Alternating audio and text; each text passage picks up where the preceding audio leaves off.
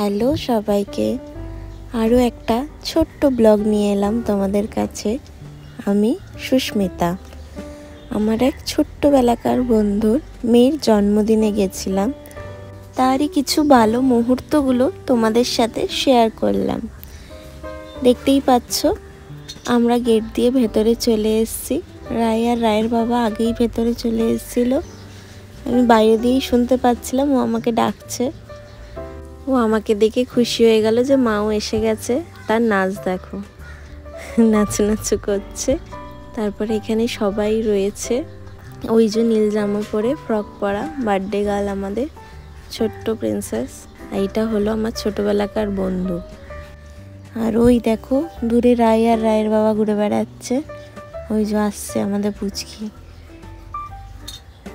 ক্যামেরাম্যানকে দেখে দাঁড়িয়ে পড়েছে। দেখতে দেখতে দেখো এসে গেছে।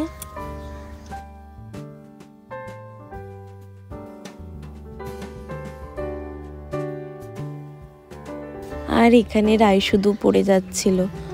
ওখানটা এতটাই স্লিপারি ছিল আর রায়ের জুতোটা স্লিপ কাটছিল, তাই ও দৌড়াতে গেলেই পড়ে যাচ্ছিল। সবাই বনুকে আদর করছে, সেই সব রায় দাঁড়িয়ে দাঁড়িয়ে দেখছিল। আর এখানে রায়ের বাবা রায়কে বলছে, দৌড়াস না, পড়ে যাবি আবার কিন্তু। রায় বলে ঠিক আছে ঠিক আছে ঠিক আছে। দেখো গান নাড়াচ্ছে দেখো।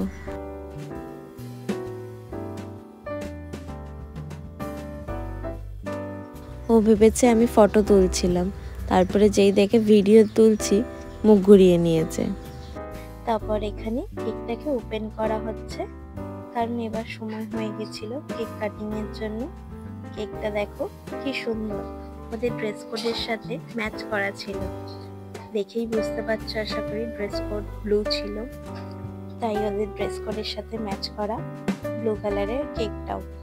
তারপর ওরা কেউ ছিল না বলে সবাইকে ডেকে ডেকে আনা হলো, কারণ কেক কাটিং করা হবে, দেরি হয়ে যাচ্ছিল। এখানে কেক কাটিং করা হচ্ছে। পুরোটা তুলতে পারিনি কারণ রাই আমার কোলে ছিল। এখানে সব খুদেগুলোর মুখে অল্প অল্প করে কাটিং করা কেকের অংশটা দিয়ে দেওয়া হলো। রাইকেও দেওয়া হয়েছিল, কিন্তু রাই যেহেতু আমার কোলে ছিল আর ভিডিও করা হয়নি। তারপরে সবাই আস্তে আস্তে খাওয়ার দিকে চলে গেল কেক কাটিং এর পরে, কারণ অনেকটাই রাত হয়ে যাচ্ছিল। প্রথমে রায়ের বাবা খেয়ে নিল, কারণ রাইকে ধরতে হবে তাই দেখো না, রায়ের বাবাকে অল্প করে খাইয়ে দিচ্ছিল। আমি তাই এদিক ওদিক একটু করে ভিডিও করে নিলাম।